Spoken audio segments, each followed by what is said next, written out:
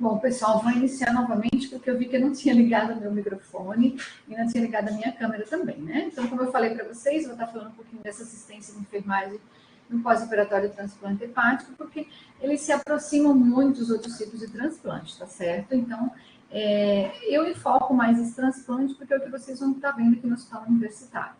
Mas, quando eu falo dessa complexidade, né, dessa atuação do enfermeiro no pós-operatório, então, ela também tem essa relação do transplante hepático com o pulmonar, com o cardíaco, rim e pâncreas. São transplantes bem complexos, mais ou menos como o transplante hepático.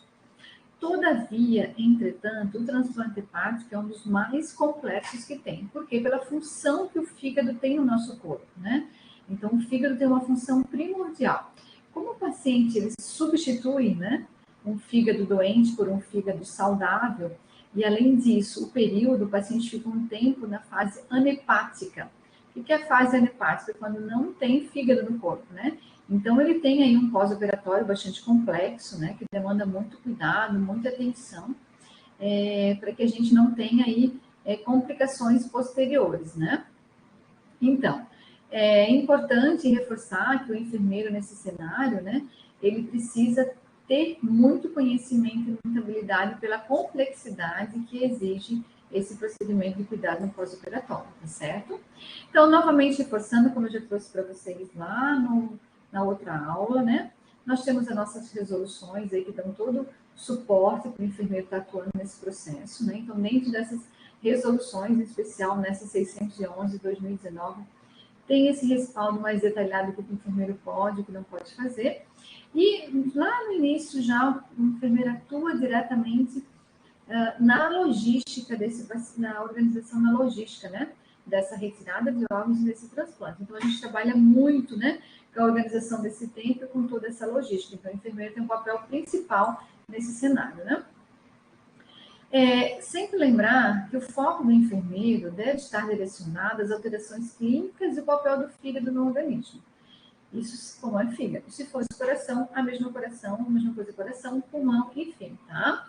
Então, nosso foco sempre tem que ser pensar assim, qual é a função daquele órgão que está sendo transplantado no corpo, né?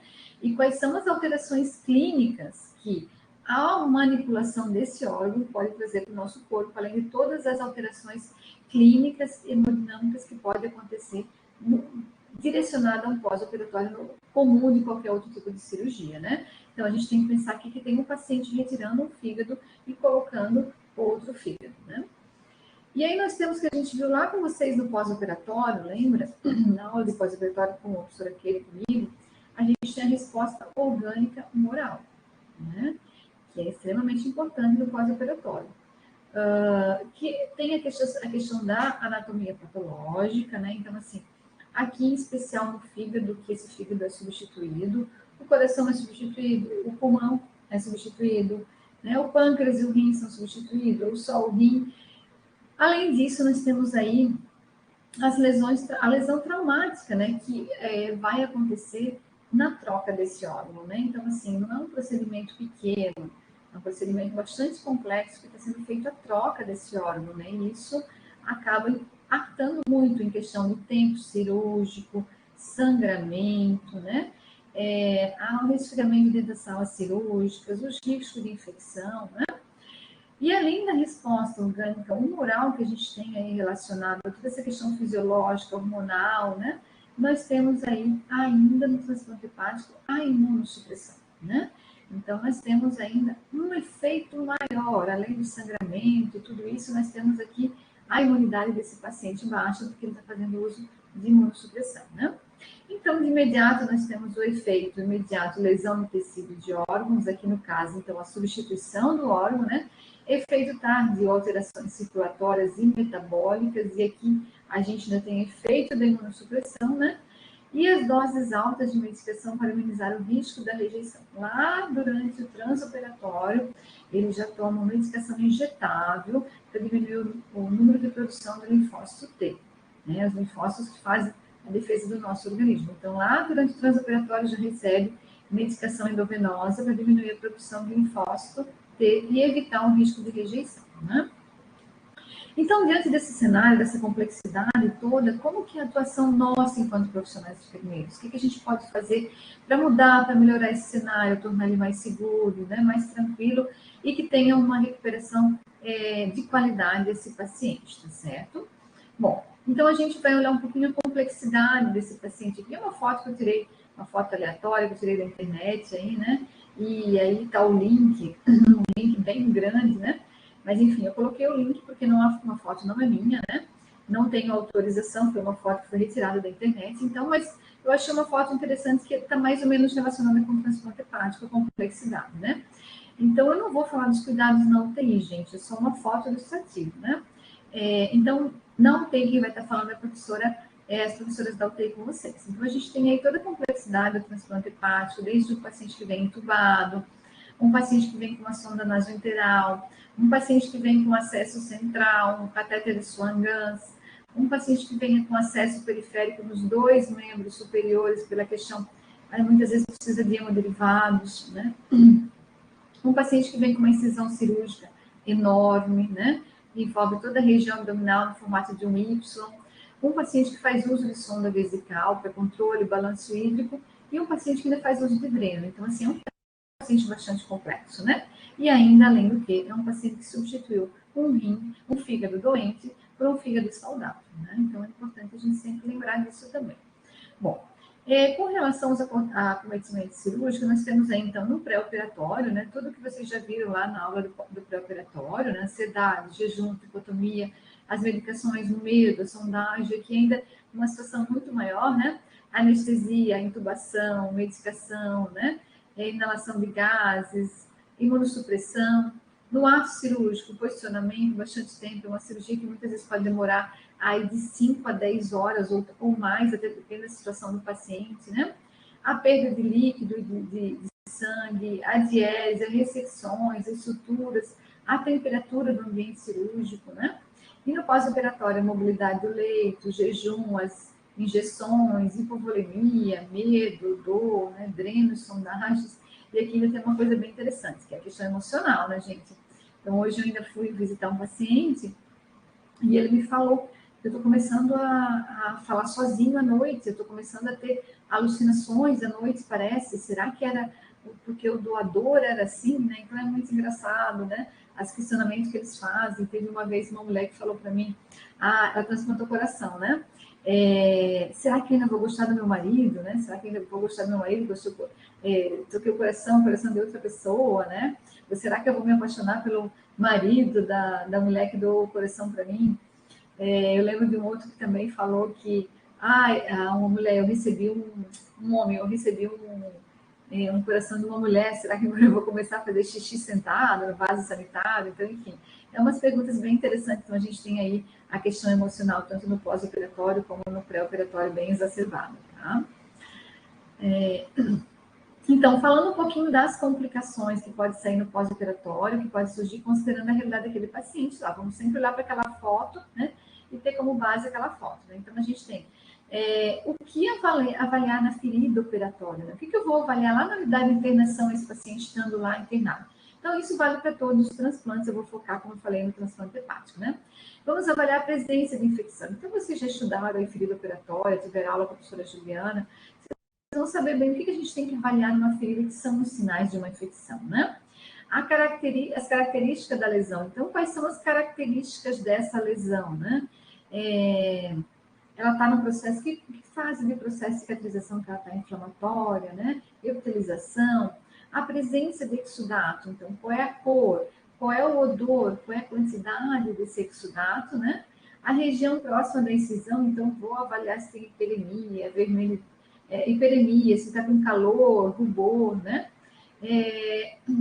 Presença de dor no local. Então, onde é essa dor, né? Qual é a característica dessa dor, tá certo? Então, é importante a gente avaliar isso com muito tato, né? Outra complicação que a gente tem aí são as estenoses de vias biliares, as obstrução de vias biliares, né? Então, o que a gente tem aqui? A gente tem as vias biliares, né? E elas foram feito aí a ressecção, né? Foi cortado as vias biliares antigas, feito a ressecção para colocação de novo transplante no fígado. E aí, o que acontece? Essa via biliar, né, ela tem assim, de uma forma bem simples, né? Então, ela tem aqui, para vocês entenderem, não consigo abrir a caneta aqui, mas assim, ela tem, então, aí não consigo abrir a caneta também, mas aqui. Então, ela tem um espaçozinho, né, a via biliar, e pode acontecer, às vezes, o paciente tem uma cicatrização tão rápida que ela acaba colabando, né? Ou então, até pela própria pressão do edema, da infecção, né? Da processo inflamatório desse fígado que está ocorrendo a cicatrização. Então, pode acontecer essa pressão das vias biliares, né? E aconteceu a estenose das vias biliares, né? Utilização de drenos, citomegalovírus, isquemia, tudo isso pode levar a uma estenose das vias biliares. Quais são os sinais e sintomas? Dificuldade de digestão, então o paciente começa a apresentar náusea, começa a apresentar vômito, né? Dor e sensibilidade abdominal, abdômen distendido, dificuldade para fazer cocô, né? Sensível, abdômen sensível, palpação, então isso pode mostrar uma estenose em vias biliares, além da alteração do gama-GT, né? E fosfatase alcalina, que são os marcadores do tecido das vias biliares. Então, pode ter aumentado a TGO, a gama-GT, fosfatase alcalina, que são os marcadores do tecido das vias biliares, né? Uma outra complicação que é muito comum, pode acontecer até 80% de todos os transplantes, não é só o transplante hepático, é a rejeição, né? Então, a rejeição aguda, ela pode acontecer entre o 5º e o 10º pós-operatório, né? Causas, alteração pode ser por várias causas, né? O índice de compatibilidade entre doador e receptor não era tão significativo, né? A gente trabalha com um índice de compatibilidade acima de 30%. As medicações ainda não estão sendo bem absorvidas pelo corpo, as imunossupressão, enfim, pode acontecer por esses fatores, né? O que é importante? Assim que vir os sinais de rejeição, não significa que o paciente vai perder o órgão. E sim, esses medicamentos eles são ajustados para evitar novamente a produção dos linfócitos T, né? Importantíssimo os sinais e sintomas, porque vocês podem estar trabalhando lá numa UBS, de repente esse paciente, aí, depois de 10 anos de transplante, apresentar esses sinais e sintomas, né? Porque ele pode ter rejeição o resto da vida, por isso eu tenho que tomar os imunossupressores para o resto da vida. Então, principalmente a febre, a dor no local onde foi implantado o órgão, né? Então, se foi no pulmão, a região torácica, se foi no coração, na região também a torácica, né? Se for o rim na fossa ilíaca, né? Que o rim ele não é implantado, ele é implantado na fossa ilíaca, né? O fígado na região do abdômen, né? Abdômen superior, então é a região onde é implantado o fígado. Essa dor abdominal, irritabilidade, o paciente se sente irritado, mal-estar, né? Como se tivesse um gripão, aquele gripão que dói do fio de cabelo até o dedão do pé. A gente brinca, né? Então dói o corpo inteiro. Além disso, a gente tem aumento das provas de função hepática, transaminase, né? Que eu já falei para vocês, né? Que envolve aí os marcadores do gama-GT e a fosfatase alcalina, os marcadores das vias biliares, TGO e TGP, que são os marcadores das células dos hepatócitos do fígado, né? E aumento da bilirrubina. Então, esses são os principais exames que alteram. As complicações mais comuns que a gente tem, né?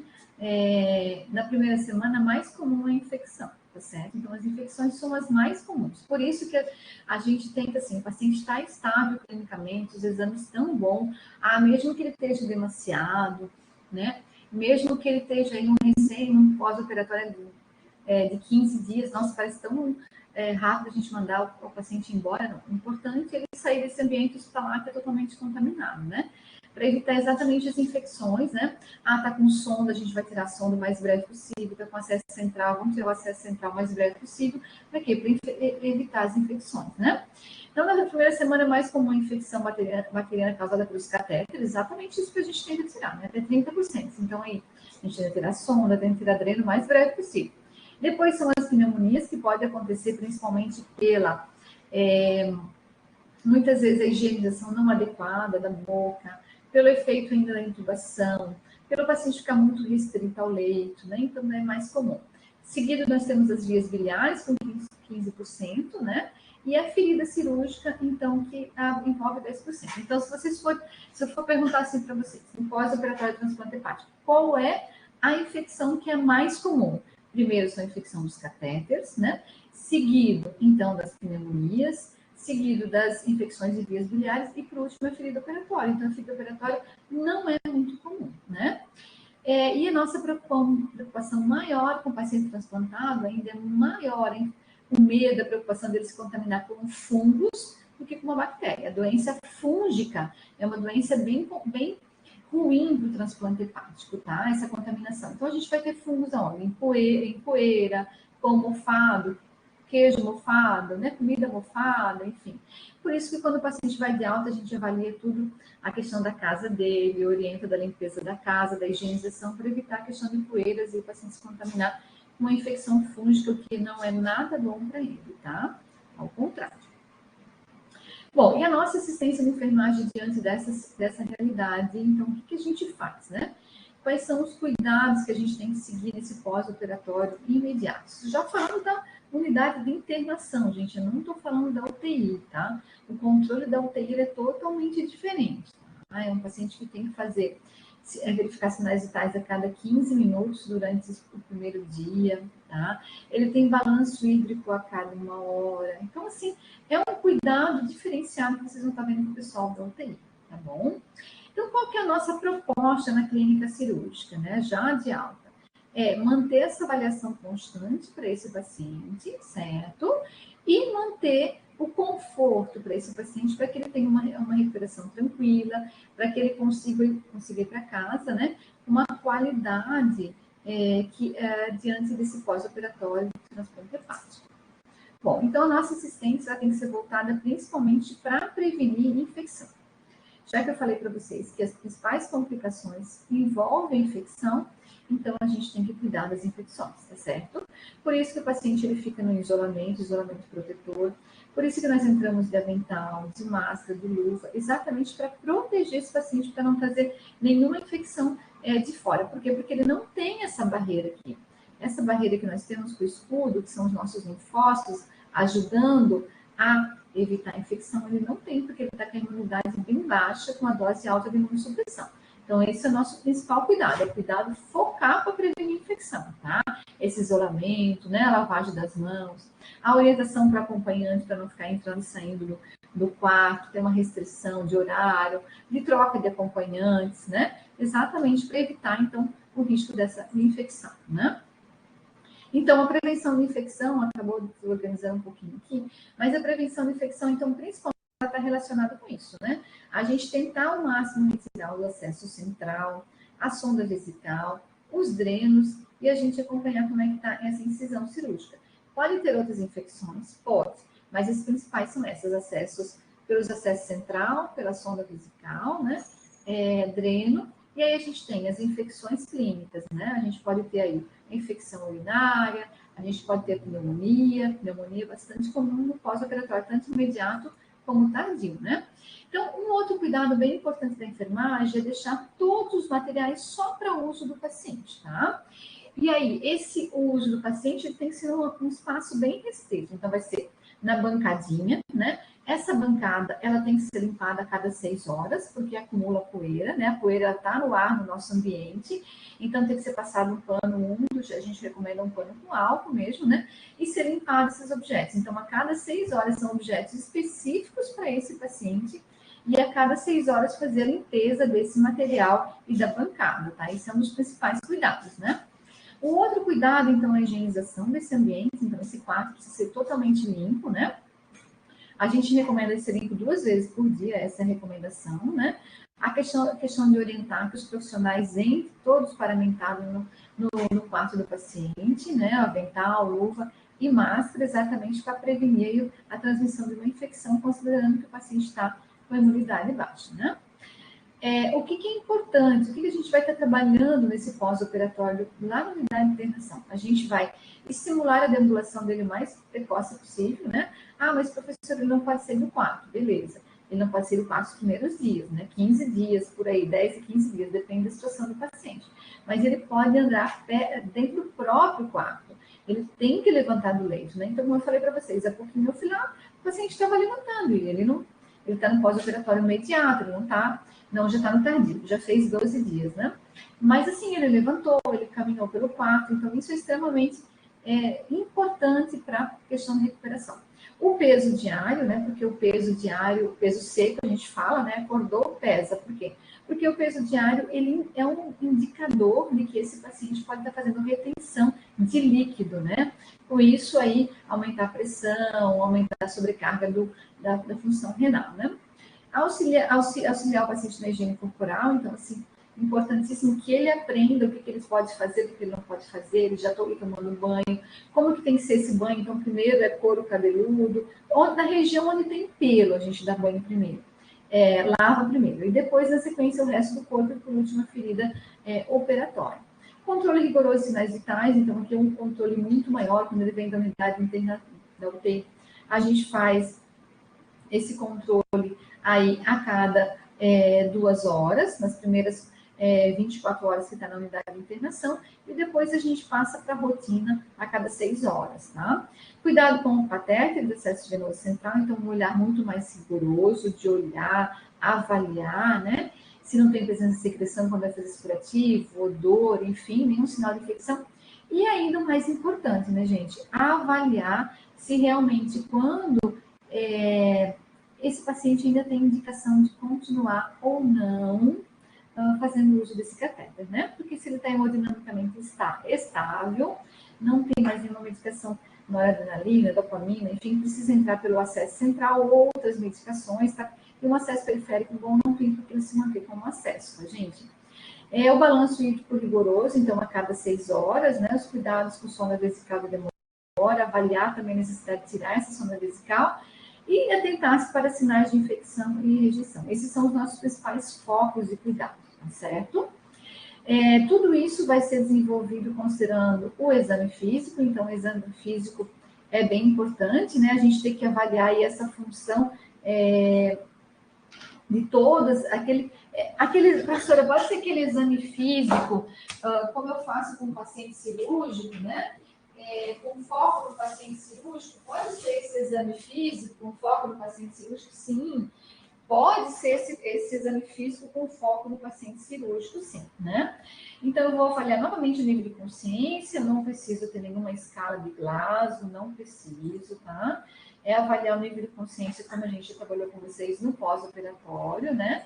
Esse é o nível de consciência. A função cardíaca a gente trabalhou também, sempre lembrando que esse paciente tem um volume muito maior de líquido que ele recebe, então eu tenho que ficar atenta aí a uma possível arritmia, uma pré-carga aumentada, né? Uma presença de uma arritmia. Então, esses cuidados, eles são extremamente importantes para mim estar avaliando nessa função cardíaca. A função pulmonar, né? Então, sempre quando um paciente, uma cirurgia maior, então eu tenho que ficar atenta aí a uma ausculta pulmonar, né? A presença de uma telectasia, porque ele está mais restrito ao leito, né? Então, eu tenho que ficar prestando bem atenção nisso, né? A ausculta pulmonar é extremamente importante. A questão da ferida operatória, eu já pontuei bastante.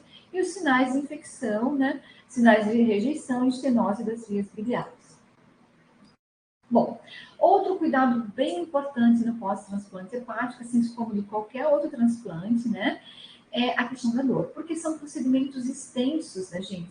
Procedimentos extensos, eles usam muitos afastadores, porque eles precisam de um campo operatório grande, em especial no transplante de fígado, porque ele é um órgão grande, né, no nosso corpo. Então, assim, a avaliação da escala de dor é extremamente importante, né?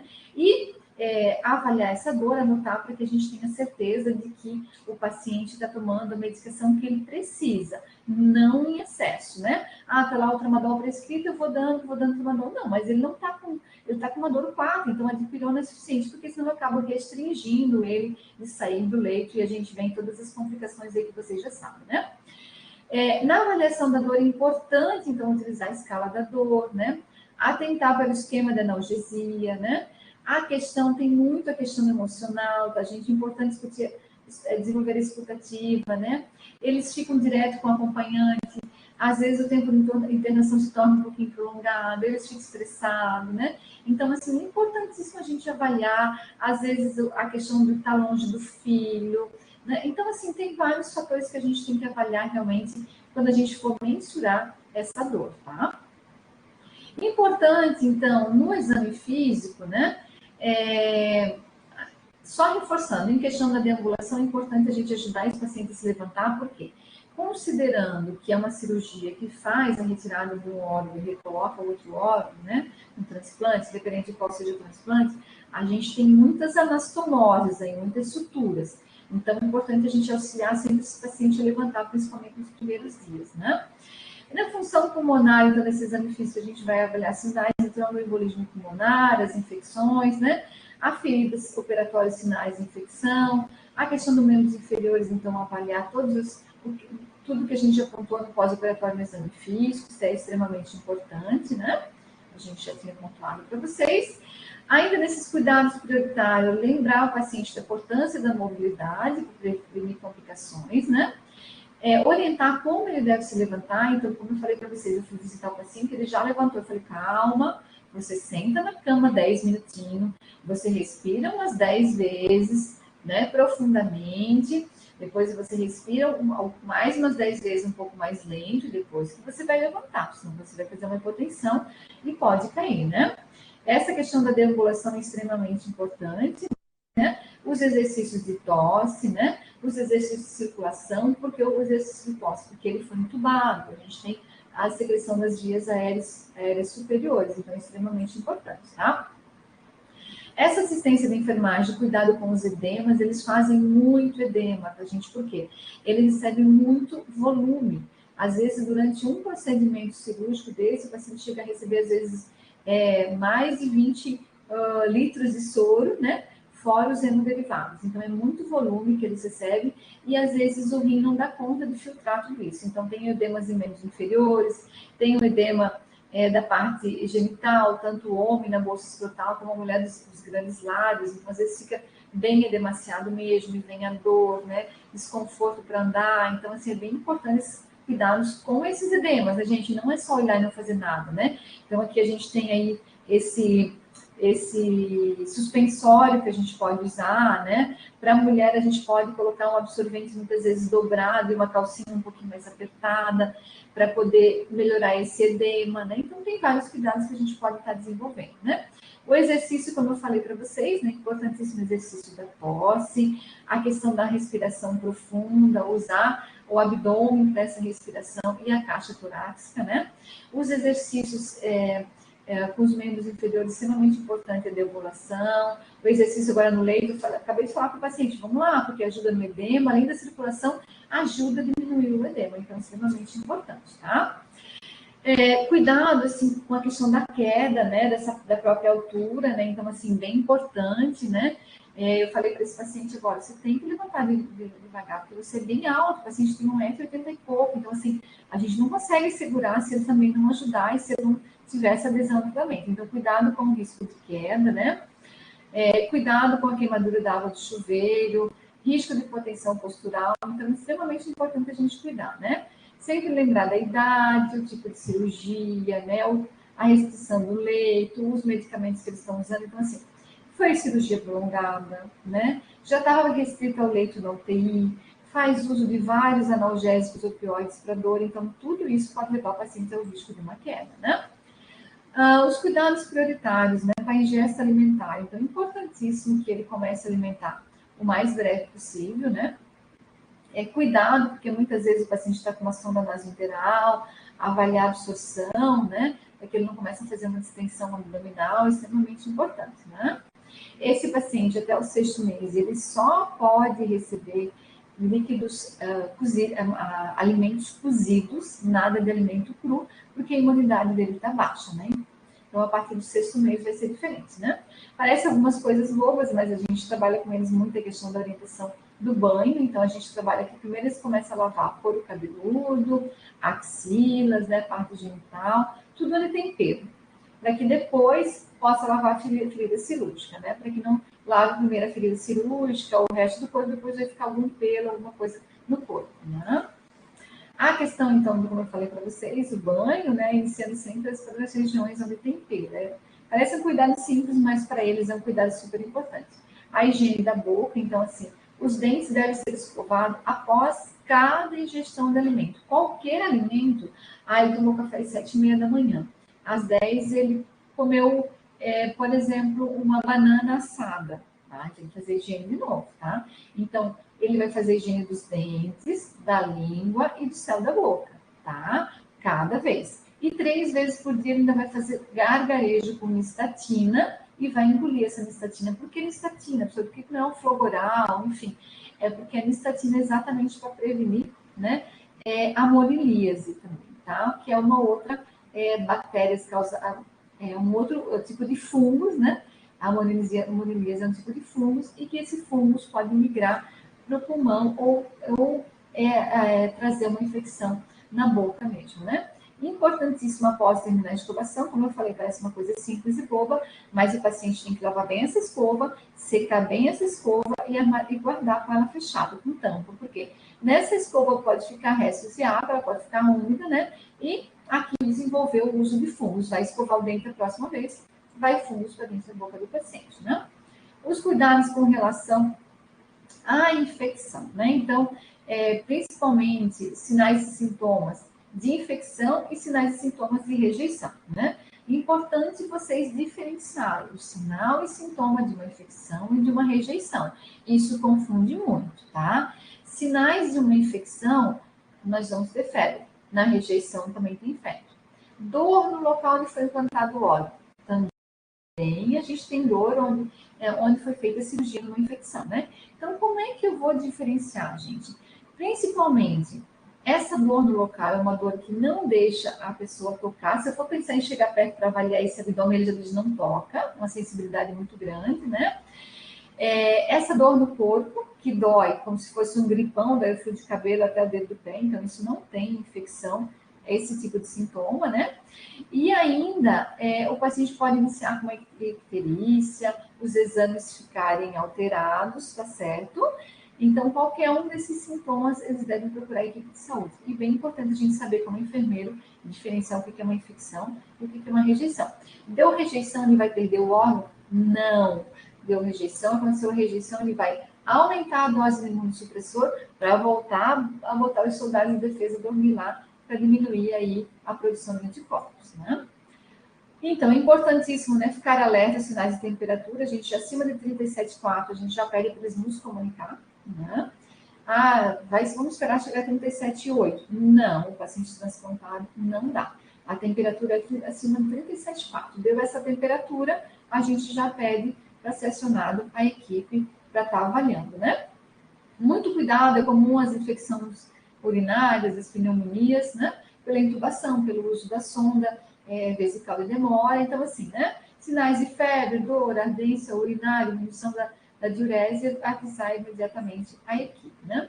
Essa é a tabela de controle, que eles vão para casa fazendo um pouco. O controle vocês quase não conseguem ver aqui, mas eu posso mostrar depois na sala para vocês. Então, eles vão fazendo, né? O controle 3 vezes por dia, manhã, tarde e noite. Então, eles fazem da temperatura, da glicemia, da pressão, depois eles têm o controle da diurese também, então é uma série de cuidados, né? E eles vão preenchendo cada dia, cada horário, e na próxima consulta eles trazem. Então, essa é uma tabela que é usada para quando eles for de alta, né? Bom, e quando iniciar as orientações para a alta do transplante? O transplante, ele vai para casa com muitos cuidados. Então, assim, quanto mais cedo a gente conseguir a orientação, começar a trabalhar a orientação, melhor. Quanto esse mais cedo? Quando o paciente saiu da TI, ele está lúcido orientado, ele não está com dor e ele está receptível para as orientações. Aí a gente já começa dizendo para ele que a gente não tem previsão de quando ele vai de alta, certo? Sempre lembrando da rede de apoio para a gente organizar e ver quem será essa rede de apoio para esse paciente no pós-transplante, né? Ele vai para casa com controle de glicemia, então a verificação da glicemia, conforme rotina, vocês já aprenderam na 4ª fase, né? Ao acordar, 30 minutos antes do almoço e 30 minutos antes da janta. Por que ele tem que fazer o controle de glicemia? Porque uma das funções do fígado, né? No transplante, uma das funções do fígado é armazenar o excesso de glicose na corrente sanguínea. Como o fígado está em processo de inflamatório, está em processo de recuperação, ele muitas vezes não consegue fazer essa função, então fica aumentado o número de açúcar no sangue, de glicose no sangue, né? Além disso, os imunossupressores, eles diminuem a produção da insulina no pâncreas do paciente. Então, por um tempo, ele tem que fazer o controle da glicemia e pode, sim, em alguns momentos, ou até ir para casa fazendo uso de insulina, tá? Aí a gente orienta a questão do rodízio das insulinas, então a gente ensina eles como usar a insulina, né? É um cuidado que a gente tem. A questão da verificação da pressão, a questão da verificação da temperatura, né? A questão do peso diário ser controlado, a questão da diurese ser controlada, a gente pede eles comprar uma jarra simples, no 1,99, que tenha a dosagem ali, né? E eles vão anotando tudo naquela ficha lá de controle, né? Então, assim, às vezes eles ficam assustados. Nossa, eu vou ter que virar alguém da enfermagem agora, eu vou ter que verificar a pressão, vou ter que verificar a temperatura. Então, a gente tem que trabalhar com eles porque eles ficam assustados. Então, eles não fazem nada disso, né? A questão com os medicamentos, então, os cuidados necessários, né? Essa importância da orientar, o tempo em jejum, né? Da questão dos medicamentos para rejeição, então, eles têm um tempo, né? Então, por exemplo, se eu tomei café às 8 da manhã, eu tenho que esperar pelo menos 1 hora para poder tomar esse medicamento, né? Então, assim, a gente pede sempre esse cuidado muito bom, que é o tempo que realmente, senão, ele não faz o efeito que ele precisa fazer. Então, o paciente precisa ter esse intervalo e de jejum, que é bem importante a gente orientar por causa da questão dos exames também, né? Os alimentos, então, conforme eu falei para vocês, esses alimentos até o 6º mês são todos alimentos cozidos, né? Algumas restrições alimentares e, de preferência, diminuir o máximo possível nos primeiros 6 meses o consumo da carne vermelha, né? Pela essa questão gordurosa, né? A metabolização dessa carne vermelha, e aí esse fígado ainda está em processo de cicatrização, né? E aí o uso incorreto desses alimentos, por exemplo, eu vou comer um tomate, né? Vou lá pegar, eu gosto de comer tomate puro, vou lá, lavo o tomate e como. Não, eu tenho um risco de, mesmo que eu lavei, ainda assim tem uma bactéria e essa bactéria pode entrar na minha boca, pode migrar para o pulmão e trazer uma pneumonia. Então, assim, são só alimentos cozidos mesmo, né? Aqui sempre importante, antes do paciente de alta, a gente checar, né? Ver se a equipe médica passou toda a orientação, se o cirurgião passou toda a orientação, o psicólogo, o farmacêutico, assim sucessivamente, porque é um trabalho de uma equipe multiprofissional e não só de um profissional, né? Tá certo? Então, finalizando, trazendo para vocês aí de que vale a pena. Esse cuidado vale a pena, porque a gente tem o paciente com essa realidade e depois a gente tem essa realidade aqui. Então, é um processo cansativo, é demorado cuidar desse tipo de paciente, mas vale a pena. Então, é isso aí, gente, tá? Obrigada e espero que vocês